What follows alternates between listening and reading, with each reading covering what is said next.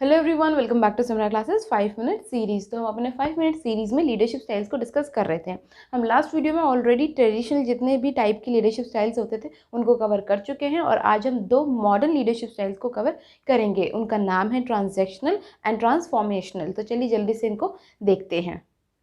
So first one is transactional leadership style. ये थोड़ा सा ट्रेडिशनल के टच में है क्योंकि इसमें क्या होता है, लीडर्स डिसाइड करते हैं कि एक टास्क को कौन से बेस्ट तरीके से एम्प्लॉय परफॉर्म कर सकता है। इसका मतलब वो खुद ही अथॉरिटी ले रहे हैं, ठीक है। उसके बाद वो जैसे भी टास्क को परफॉर्म करवाना चाहते हैं अपने एम्प्लॉयज़ को, अपने फॉलोअर्स को बताते हैं कि this is the best way and why this is the best way. Explain भी करते हैं। ये नहीं होता कि सिर्फ अपना ऑर्डर दे दिया ख़त्म। वो उनको पूरा समझाते हैं कि आपको ऐसे ऐसे इस काम को फिनिश करना है। उस टास्क की बारीकियाँ, importance, objectives and why that task is very important to the organisation and for that employ also, ठीक है। तो वो सारी चीज़ें क्या होती है, एक एम्प्लॉय के मन में मोटिवेशन भरती हैं कि हाँ, ये टास्क मेरे लिए भी इम्पॉर्टेंट है और ये ऑर्गेनाइजेशन के लिए भी इम्पॉर्टेंट है, प्लस इसको समझाया भी जा रहा है। जब आप किसी को इन्वॉल्व करते हो तो वो मोटिवेटेड हो जाता है ना। तो इसमें हम ट्रेडिशनल को लेके चल रहे हैं लेकिन मॉडर्न अप्रोच की तरफ बढ़ रहे हैं। तो लीडर ने क्या करा, टास्क को समझा, खुद पहले समझा एंड देन एम्प्लॉय को समझाया, उसके ऑब्जेक्टिव्स बताए, उसके साथ एम्प्लॉय की भी परफॉर्मेंस को रिलेट करा and the last thing is कि उसने इसके साथ एक रिवॉर्ड भी एसोसिएट करा, ठीक है। तो वो पहले क्या करेगा, सारा टास्क बता देगा एम्प्लॉयज़ को और जब एम्प्लॉयज़ वो अचीव कर लेंगे तो एम्प्लॉयज़ को रिवॉर्ड भी मिलेगा।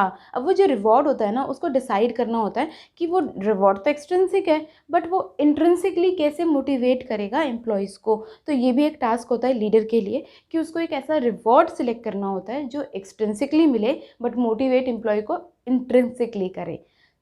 हमारे ये सारे प्रोसेस होते हैं एक ट्रांजैक्शनल लीडरशिप स्टाइल में। और इसका अगर हम प्रोसेस बनाएं, सम अप करें तो 3 प्रोसेस हो गई ना। स्टेप्स देख लें हम इसके। स्टेप्स में क्या क्या आएगा। सबसे पहला स्टेप है,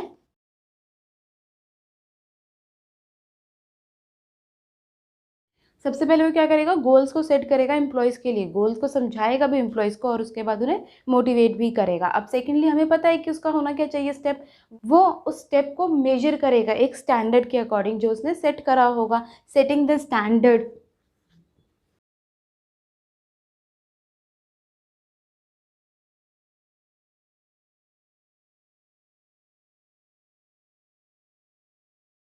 and then after setting the standard for each task वो एम्प्लॉय की जो परफॉर्मेंस होगी उसके अगेंस्ट मेजर करेगा। And now in the third one it should be reward that should be in consideration.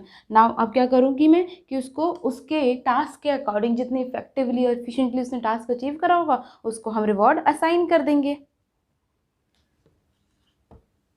Okay, so offering the reward to the employees. So this was pretty much about the transactional leadership. So basically वो क्या करते हैं, गोल को set करते हैं, employees को motivate करते हैं एंड एम्प्लॉयज़ को गाइड करते हैं कि उसको कैसे अचीव करना है।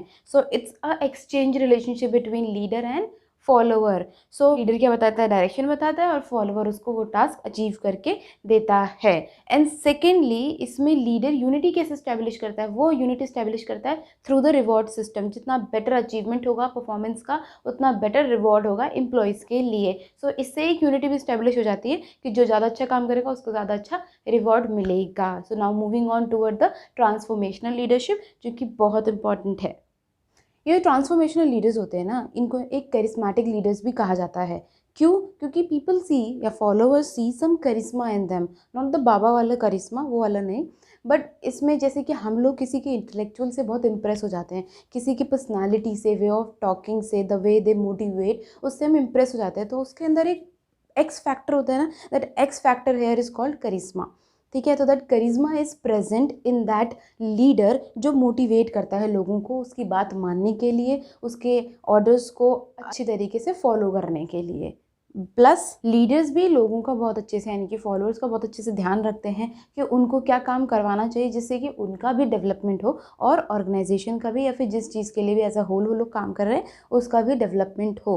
तो यहाँ पे वो भी उसके लिए केयर करते हैं, लीडर्स भी उसको इंडिविजुअलाइज कंसर्न प्रोवाइड करते हैं। ऐसा नहीं है कि वो सिर्फ फॉलोअर व फॉलोअर बढ़ाए जा रहे हैं, नहीं नहीं, वो फॉलोअर हैं जो हैं वो इसी वजह से हैं क्योंकि वो जो लीडर है वो उनके बारे में भी सोचता है। और इसी वजह से that Karishma is also recognise as a leadership trait, means कि ये जो ट्रेड है करिश्मेटिक वाला, ये लीडर्स के अंदर प्रेजेंट होना चाहिए। इससे क्या होगा, वो लोग एक अच्छे लीडरशिप और एक सक्सेसफुल लीडर्स बन पाएंगे।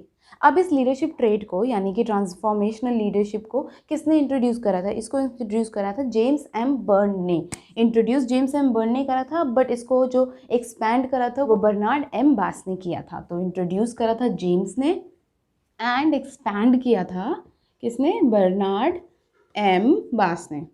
इवन बास ने तो कुछ इसके कैरेक्टरिस्टिक्स भी बता दिए थे, जैसे कि सबसे पहले था आइडलाइज्ड इन्फ्लुएंस, मतलब कि उसका जो करिश्मा होगा वो ऐसा होगा कि लोग उसे आइडलाइज करेंगे कि मुझे इसके जैसा बनाना, मतलब रोल मॉडल जैसा टाइप उसको देखेंगे। तो वो आइडलाइज्ड इन्फ्लुएंस उसके ऊपर डाल रहा था, है ना।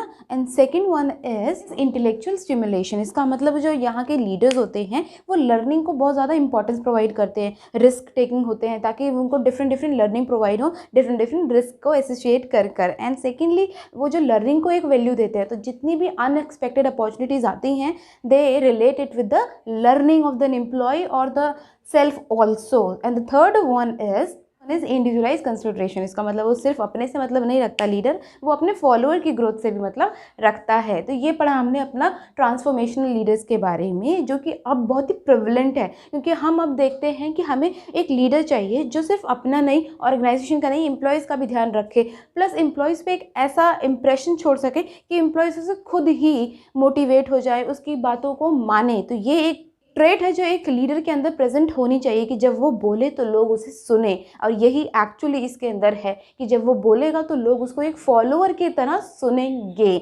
सो with this we are done with the all leadership style and will be moving forward in the leadership in the next videos. Till then stay tuned to Simra classes and do like, share and subscribe to Simra classes. Thank you.